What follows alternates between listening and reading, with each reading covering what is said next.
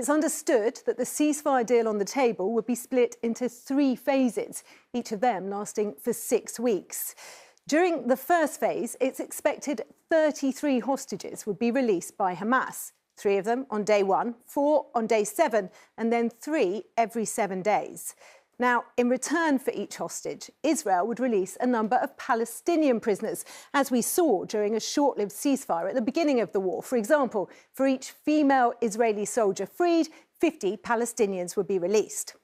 From day 7, Israeli forces would then be expected to start withdrawing from Gaza, gradually giving Palestinians the opportunity to begin returning to what's left of their homes.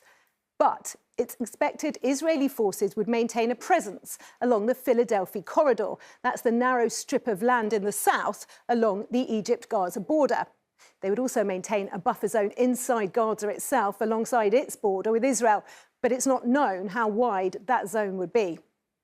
Now, with conditions inside the strip described as catastrophic by the UN, a significant relief effort would be needed on day 1.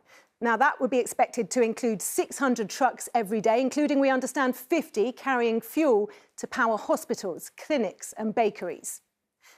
Now, for phase 2 to begin, an agreement on a permanent ceasefire would have to be reached by the end of those first 6 weeks. It's understood to include the release of all living Israeli hostages in return for an agreed number of Palestinian prisoners. The hope is that this might pave the way for Israeli forces to gradually fully withdraw from Gaza. In a third phase, plans would be agreed for a 3 to 5 year reconstruction scheme to be carried out in Gaza, understood to be under supervision from Egypt, Qatar and the UN.